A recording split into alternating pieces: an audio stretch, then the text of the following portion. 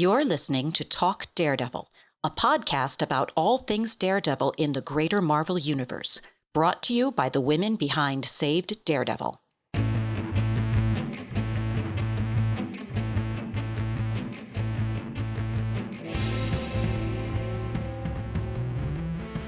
Hi, everyone, and welcome to another episode of Talk Daredevil, where we've gathered today to talk about episodes 3 and 4 of Daredevil Born Again. My name is Christine, and I'm here with... Hi, I'm Ayesha. Hi, I'm Rhiannon. Hi, I'm Kristina. So we have so many episodes coming out that it's hard to keep pace with it all, even though, of course, we're used to like the big dump streaming model, but now we're getting one a week. But it still feels like, in terms of getting together and having the time to talk about it, there's so much excitement. So I guess we're doing these two at a time. I guess next week there are 2 episodes in one evening, which is fun to look forward to. So I guess we'll have to do those two. But episodes 3 and 4. What do you guys think? First impressions? Oh, I just want to jump right in and say, like, having a week to simmer with each episode, I'm really enjoying. And there have been some series where I feel like it added to it. I feel like it shows how strong a show is, that you can sit with an episode for a week and be like, oh my gosh, what's going to happen? And the next episode is still fulfilling. So they are doing well for me with a week-to-week model, and I've been very happy with what we've been getting.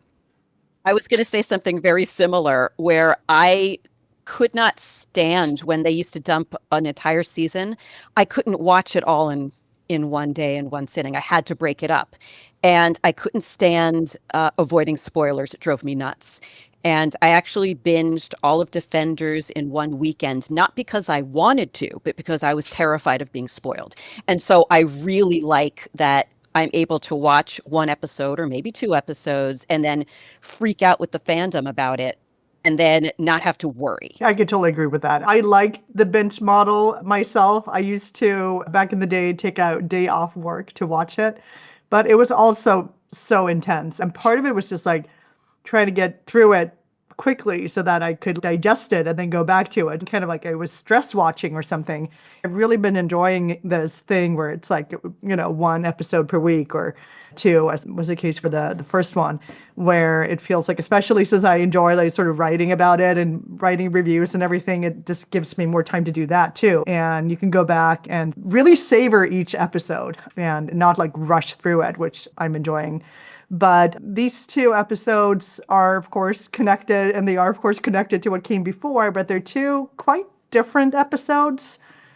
To me, when I look back on them, I feel like episode 3, which all centers around the Hector Ayala trial, that one felt very sort of like we're focusing on this one story. Of course, we do check in with Wilson and Vanessa. I feel now like I kind of have to mention them as a couple. They're like a set. We were checking in with them, but we're also very much focused on the trial and everything around it. Whereas when it goes into episode 4, which is, of course, dealing somewhat with the fallout of that, it's still kind of it's taking us in quite a few different areas. But I enjoyed both of these episodes a lot. I feel like the pacing is a bit slower for these sets of episodes. I felt that difference when we watched the premiere, the episode 1, which was mostly reshot after the shuffle.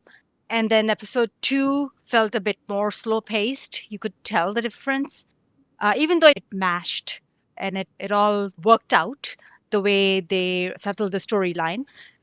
But also, like, I feel the same for the episode 3. It's more of a lore-based episode. The pacing was different. But I have to say, the tension was still there. Like, even in the court scenes and all, the trying to get the witness into the courtroom. I mean, the tension was through the roof for me. So I really enjoyed that part of it. I agree. I actually think that episode 3 so far is my favorite episode. I was so shocked at how tense I was in an episode that had not a single fight scene. And I was genuinely on the edge of my seat waiting for the verdict. And there's lots of cop shows, lawyer shows. You're like, oh, you know how it's going to go. And I was legitimately like, I don't know how this is going to go. Even when he was acquitted on the first charge, I'm like, they could still get him on the second. I really felt the stakes, which I was not expecting. I felt like in episode 4, there were just moments of brilliance that blew me away. But I feel like pacing wise, it was a mistake to have 2 episodes in a row without a fight scene. By the 4th one, I was like, okay. And I'm not someone in general who needs to see Matt punching people in the face. But at that point, I was like, all right, this is a little bit off. So I don't know if it was right to do that 2 episodes in a row. But like I said, I felt like there were absolute moments of brilliance in that 4th episode that I would not trade for anything. I enjoyed the verbal sparring we got in both the episodes. In the episode 3 between Matt and the cop, and in episode 4, of course, Frank and Matt. So that made me happy. I didn't miss the physical fighting as much because there was so much else going on. But I see your point, and I have seen some of the criticism on social media about this. Yeah. Just a point, he did punch Frank in the face in episode 4. Like we've mentioned that before. Like, that was a love tap. I mean, but there was a punch thrown. A punch. That's true. It was a tap. Like Ayesha said, it was a love tap. It wasn't. Yeah. Speaking of the tension, what I'm loving about these episodes and previous ones too is that you really do see all of Matt Murdock shining through in these moments. Like when he's in the courtroom, I've sometimes like just mentioned to someone that maybe the whole idea that you should bring your whole self to work is not necessarily something I agree with. You're different aspects of yourself in different scenarios. Like if you go to work, you have to be professional in a way you don't have to be if you're out, with your friends having a glass after work. But he's really bringing his whole self to work.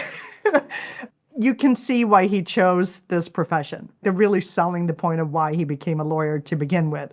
As someone who's always felt that the civilian identity is extremely important and is kind of essential to this whole, and I think we all agree on that, it is fun to see that he still, that combative sort of boundless side to him, that he's that person all the time and maybe needs to kind of rein himself in. I know that the whole thing where he's outing Hector Ayala as a white tiger in court was dubious from an ethical standpoint, but it worked.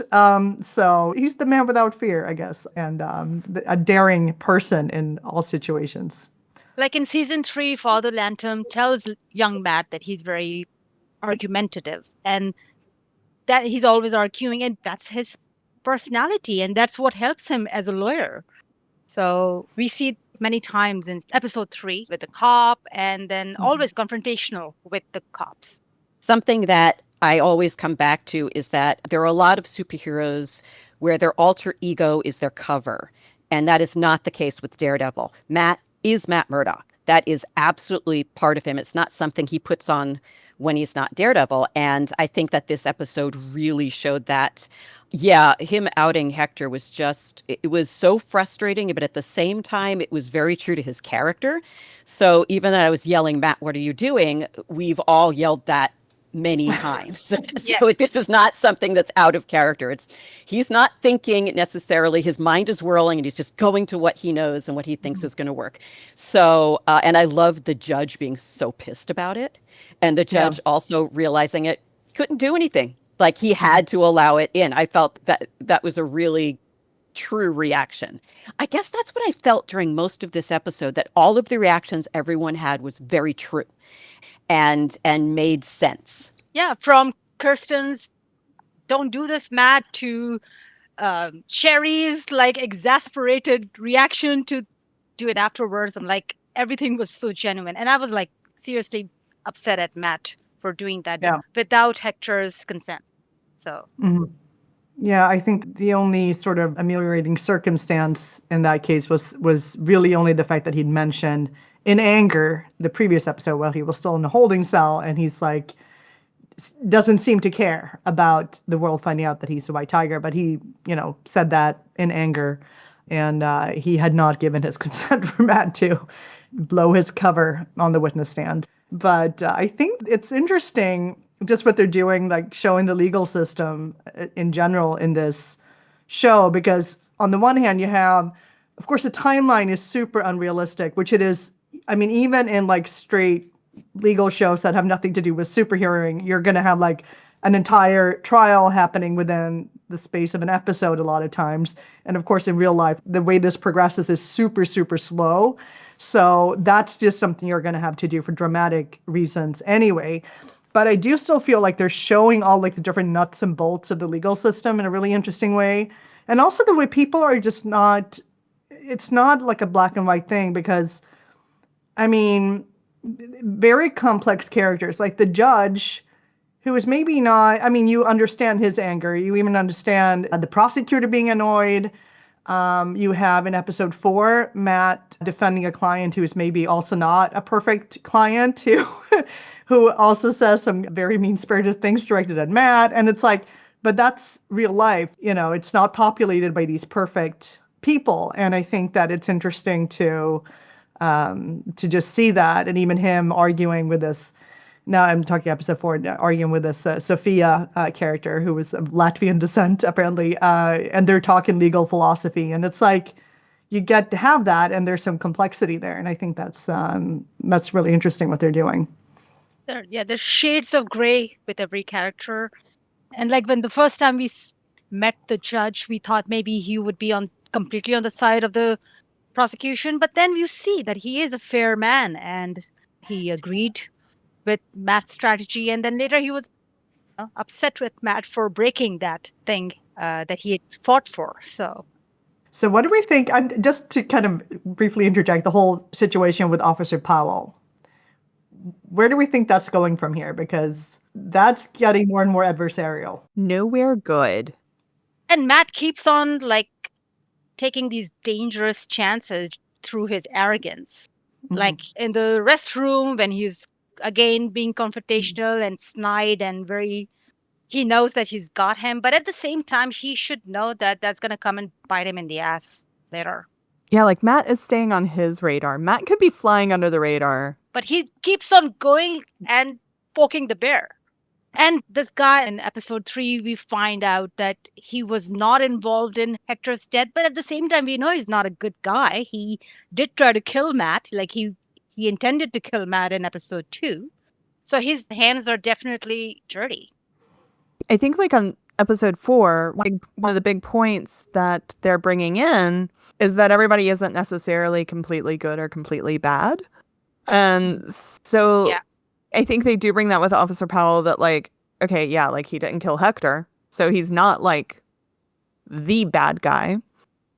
But we know he's not a good guy. And yeah, like even like Matt's client in that episode, yes, he stole stuff, but there's some humanity to it and everything. So like I think this show does so well through the years. There's going to be gray areas. Was anyone else surprised at the heartbeat revealing that Powell didn't do it? No, not really. I wasn't surprised. I knew there's more involved there.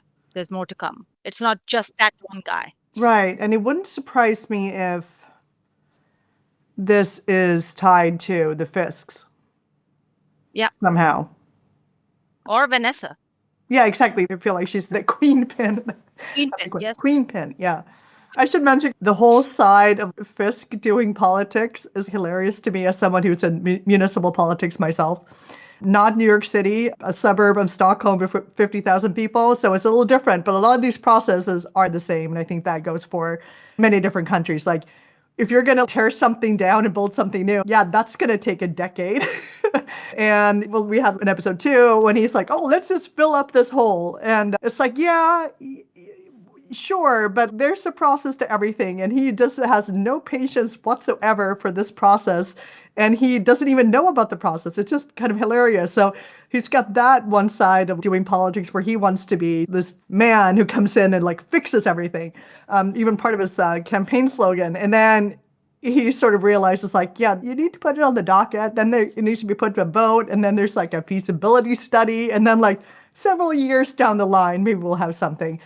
And so between that and then him having to visit with school kids who are singing and like the Latvians, it's just really funny. That was funny. I gotta mention Kamar de los Reyes. How amazing he was in episode 3. Like from that first monologue and the way the episode started, he was talking about his hometown in Puerto Rico. the sound of the crashing waves and the sound of the tree frogs, and then everything coming full circle at the end of that episode when the credits rolled and instead of playing any music, that's what they played, the sound of the crashing waves and the singing of the tree frogs. It was beautiful and sad, but what a beautiful job he did. Yeah, it's a real gut punch to get to that ending. And like you said, have it end that way. And then, of course, also that the actor is no longer with us. I don't know if this was his very final performance, but it wouldn't surprise me if it was. And my gosh, what an amazing job he did. I believe it was, yeah. And I love Cherry in episode 3. And his little action sequence in trying to transport the witness to the courtroom was like had me on the edge of my seat. But I want more Kirsten and Matt moments. I need more Kirsten. We're getting some, but I want more. Yeah, I really like their interactions, even though their relationship is completely different from in the comics. Well, not completely different, but I mean, it doesn't have. For now.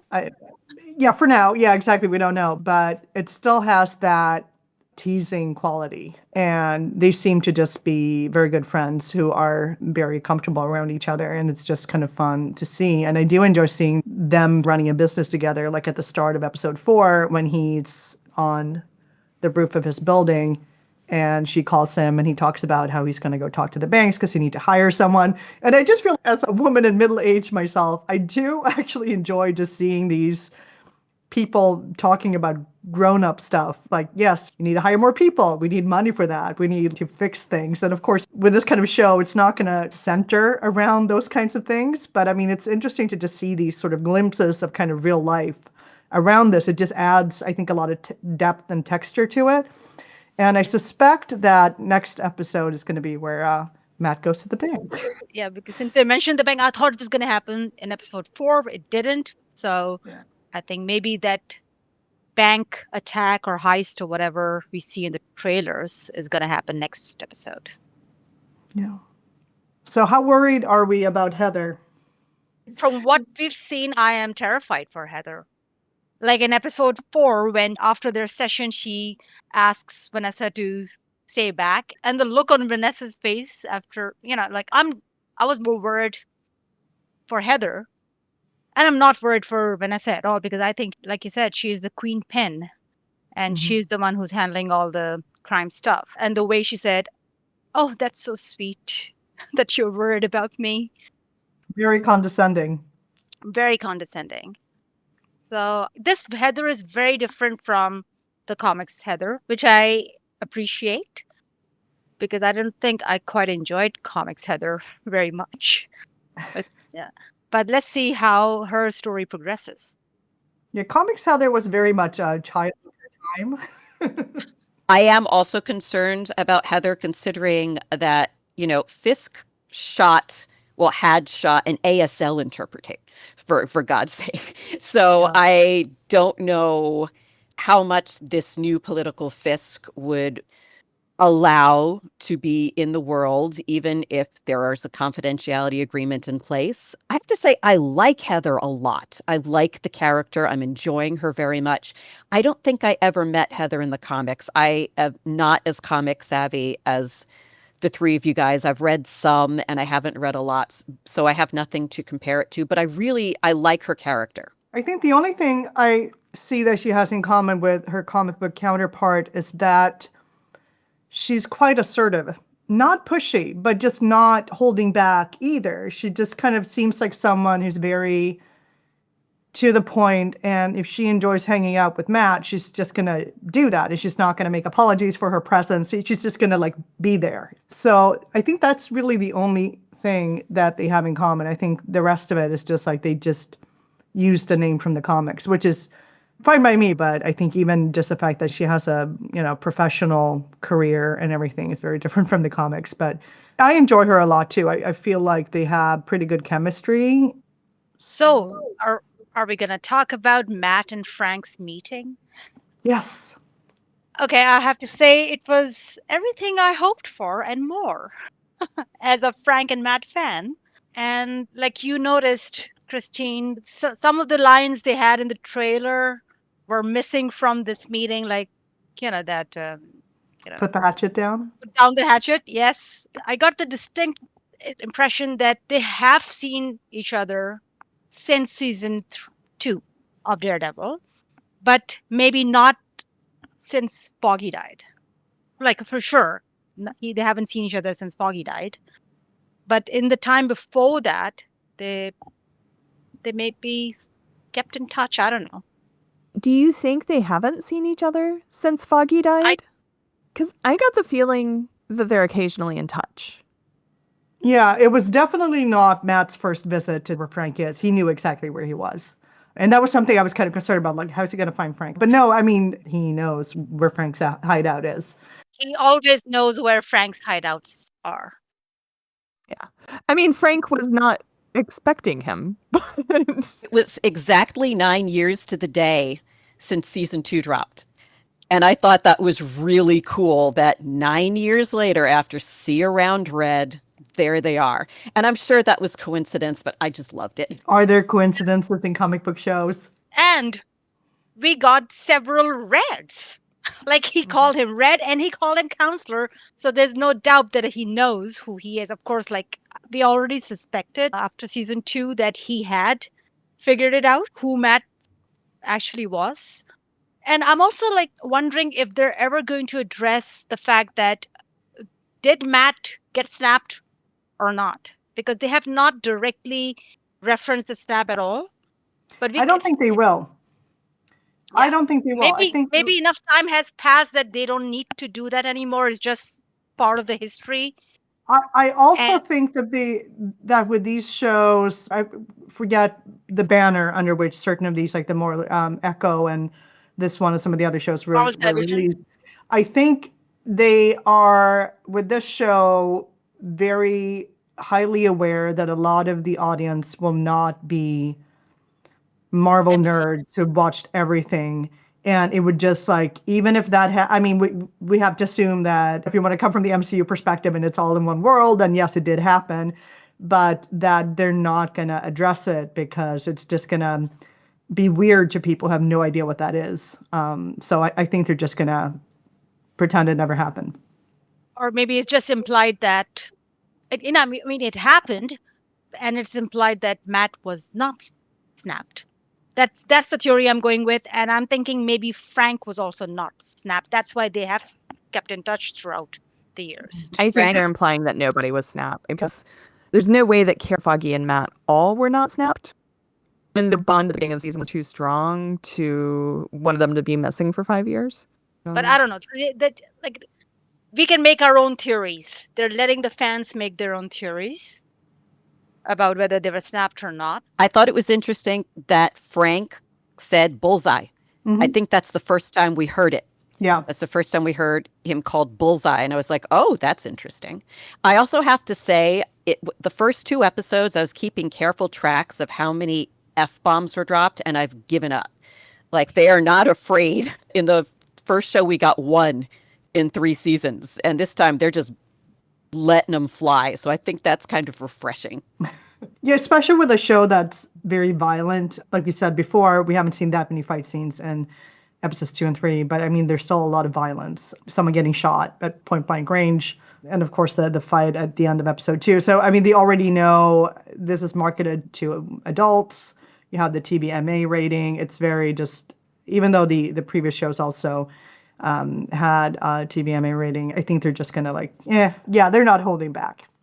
Talking about Frank and Matt, I like the parallel between the season 2 Daredevil scene from the cemetery, where Frank talks about his kids and his son and in front of Daredevil, and he cries, to Matt actually shedding tears after Frank made him admit to what he was feeling about Foggy. I just love that parallel. It's funny because I was just reminded the other day, I was watching some clip with Charlie and Vincent. I think it's a clip where they're reacting to scenes from the previous show and other shows they were in, where he's again talking about how people thought that he was crying in the scene in the cemetery with Frank, but it was really just, he had just been carrying John Bernthal and was like, I had the mask on, so he was sweating, but it looks like a tear. And I was thinking that, okay, so now in this scene, he's actually crying. Yes. So I thought that was a cute parallel too. See, the parallel that I've been liking is I was a guest on another podcast this past week, and I described it as Frank is now Matt's spiritual leader. Like, he had Father Lantham for 3 seasons, and then the last we saw him, he went to the basement to talk to Sister Maggie to, be his new Father Lantham the last time we saw him in season 3. And now he's going down to the basement to talk to Frank. He maybe didn't go down there looking for a spiritual leader or for the same purpose, but he got the same thing. He still got what he needed to hear. So, I'm just kind of getting a laugh out of Frank being Matt's spiritual guide at this point in the season. Did not have that on my bingo card. Yeah, Matt needed a different kind of guidance this time. So he went to the right person to hear what he needed to hear, I guess. And speaking of Sister Maggie, he's still wearing the crucifix. I thought that was a nice touch. Yes. But speaking of basements, this is going to be a nice segue. Yes. Speaking of basements, I think it's interesting, at the very end of episode 4, we have, first of all, Matt's ascending to the roof. Yeah. Where he's got the little shed where he's getting out his Daredevil stuff and starts to play around, practice. It's good that he's practicing, by the way. He should be a bit rusty after not doing much of that for a year. And at the same time, Fisk is descending into whatever part of the mayoral residence he's keeping poor Adam in a cell. But it's interesting from a perspective of cinematography, how they are moving in different directions. Not that Daredevil is necessarily Matt's higher nature, but it is a slightly better calling maybe than imprisoning your wife's lover in the basement. But it was such a nice contrast that they were doing that. And then when Fisk gets down there, he's all done with the egg white omelets. He's having this huge plate of pasta and just drinking and eating away and going full Wilson, no pretenses. So they're both sort of reconnecting with their natures, or their other sides rather. And at the same time in these sort of parallel scenes, I thought that was pretty nicely done. And we get a glimpse of Rabbit in a Snowstorm, right? Yes. So that one is hanging somewhere in the pits of hell, down in the basement. And Matt's Daredevil shed is up on the roof somewhere. And we got to see his masks.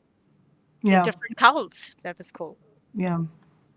And we should mention that we're not worried in this group about him being able to find the right helmet, because we've decided that there are probably textural differences between them, and there are also 5 helmets. He knows which one is which.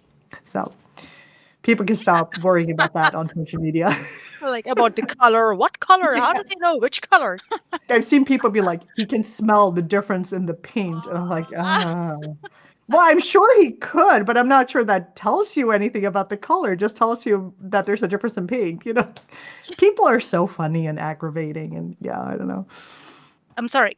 On one hand, they're he can see shapes just by standing somewhere, and on the other hand, they're how does he know the difference between the different colored helmets? The two extremes that fans seem to believe in. And Christine, so while we're on this topic, did him feeling the Punisher logo on the bullet not bother you? No, it's etched. Oh, okay. Okay. I thought it was etched too, yes. Yeah. Maybe I'm getting it mixed up with the United Healthcare shootings where it was written on and not etched. But I just assumed it was the same as Mangione's bullets. No, but I guess that was just Luigi. This is Matt, and he needs the etched symbol. But still, he knows the Punisher logo. How does he know the Punisher logo, though? I think probably, and especially with how many years have passed, I think that there are probably some of those, as he was smelling it too. I think that's not the first such bullet in circulation. I think this is, I think there's some background there that this is a thing that people do. And if it's in the shape of a skull, I would assume that he, over the years, has been informed that That's what the Punisher logo. I'm That's the pretty shape of the sure. Punisher logo. And then I'm, he's probably come across, like, it's probably an unspoken fact that these bullets are in circulation. It looked very much etched into it to me. And even if it was like painted on top, like it would be slightly raised, but which is why I'm thinking it's not. That would, I don't know. I mean, that's a casing, not the bullet itself. So it wouldn't really affect I'm, the quality. I'm, I'm Yeah. pretty sure Matt's seeing eye friends have told him what a Punisher logo looks like or what a skull symbol Yeah. is like. Yeah. Yeah. And I also like the fact that not for a second did Matt think that Frank himself did it. No. Like, Yeah. not for a second. He immediately was like, hey, one of your copycats is doing this. Mhm. So I was surprised by the number of fans online thinking that Frank would have done that, because that is absolutely not something that Frank would have done. Like those people who have no clue who the Punisher is.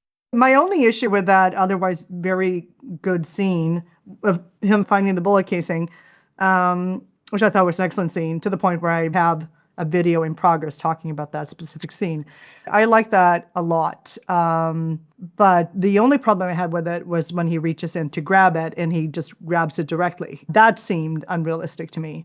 But no, there does seem to be like a textural difference on the bullet casing itself, like some kind of etching. And then he smells it too. So I think it's maybe both of those things that he recognizes as something he has come across before.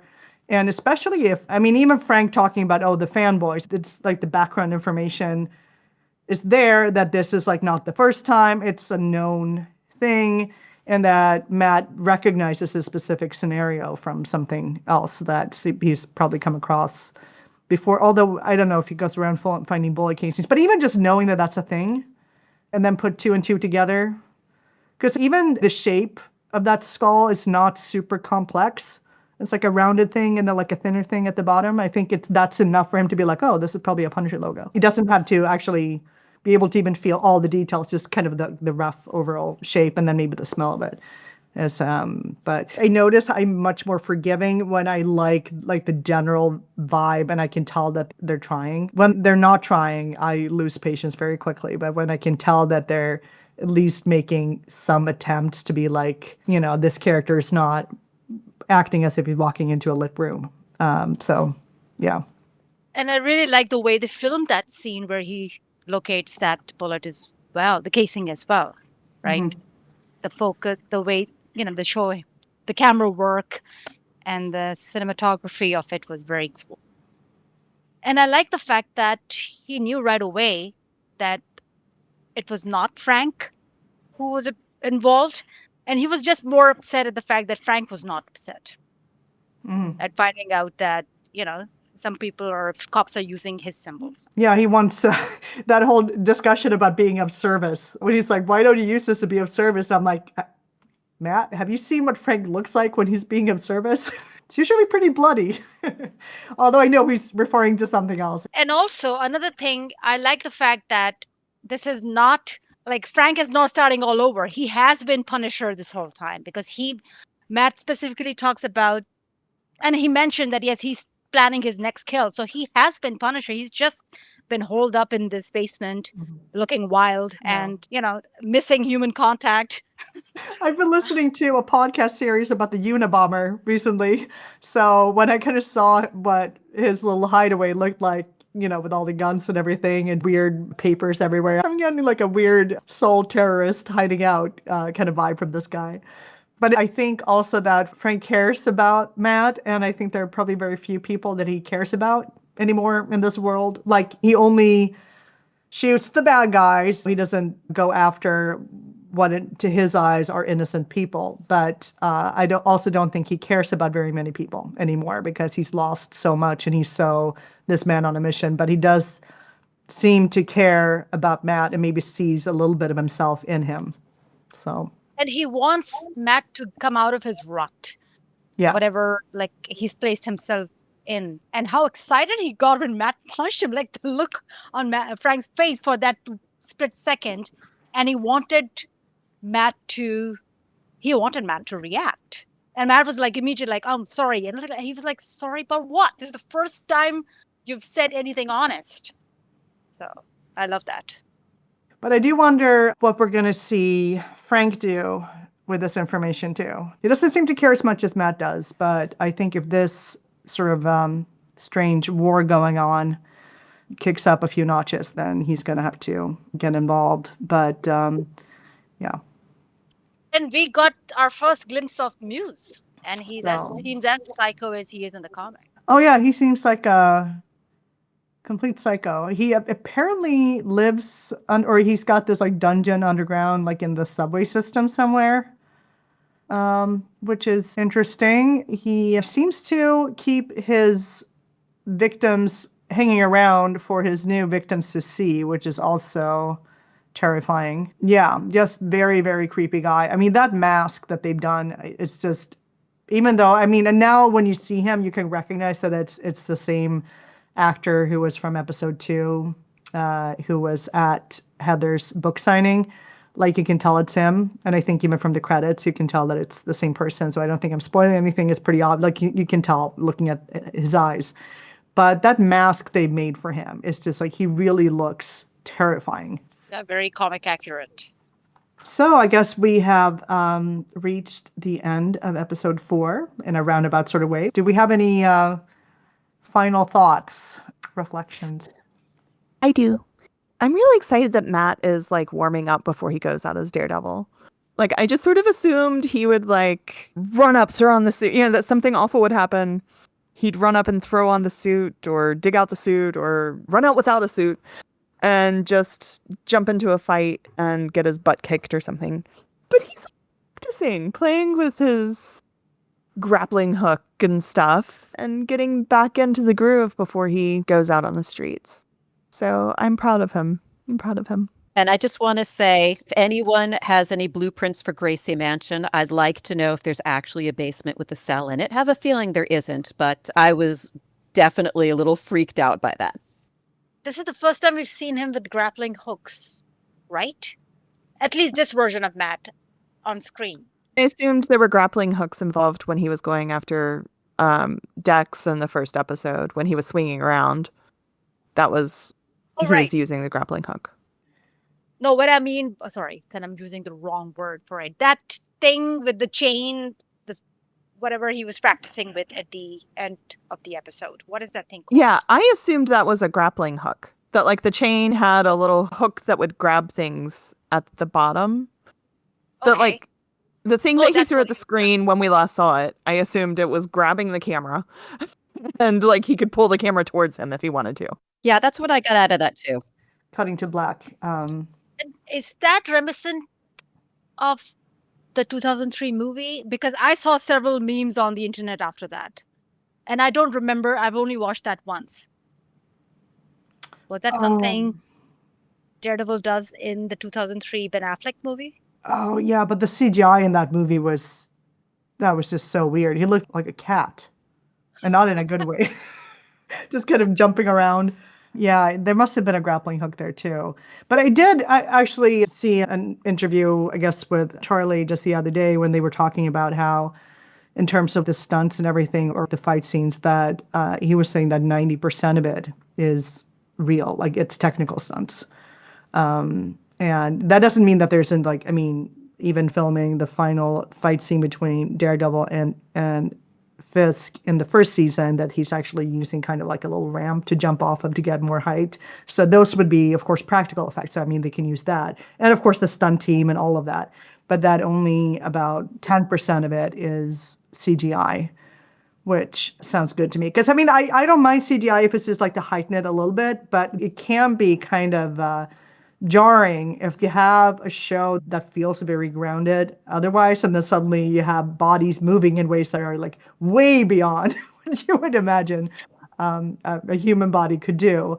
I mean, there were some of that, like I think not a lot of people were terribly happy with the CGI elements in the first episode. And I mean, it does look a little bit weird, but I guess that might look a little bit better in later episodes. But still, it was good to hear that it's still mostly like practical, real fights, not CGI. But speaking of working out, I assume that he must have been working out like maybe going to regular gym or something for the past year, because this is not a character I can see just sitting around on the couch for a year when he comes home from work. But a good and very sort of age appropriate of him to warm up before he goes out, because I know Charlie's been talking a lot about how it's different, doing all this training when he's now in his 40s as opposed to his early 30s. And I would assume that it's, if we transfer that idea to the comics as well, like, you need to warm up before you go out, or you're gonna like, I don't know, twist a knee or something, or strain a muscle. So, not good. And Matt has always exercised in the comics too, so he's always and on the show as well. So Yeah. that is cool. So, but I'm very excited to see where this goes next, and we get 2 episodes on Wednesday. Well, Tuesday night for you guys. I get up early in the morning on Wednesdays to watch. And I'm not even a morning person. So this is good for me and also good for my cat, who likes to wake me up at 6 in the morning, which is not normally when I have to get up. But on Wednesday mornings, I make an exception. So I have some Daredevil with my breakfast. So looking forward to that again. But 2 episodes this time. So I'm going to have to get up extra early. Yeah, that is going to be cool. That is going to be so cool. So I think with that said, I guess we're ready to hear what you guys think. So please leave your comments wherever you find us, and hope you enjoyed this little talk that we had, and over and out. Bye. Bye. Bye, everybody. Thank you for listening to Talk Daredevil. For more information about Saved Daredevil, including links to our socials, please visit us at savedaredevil.com. Remember, Murdochs always get back up.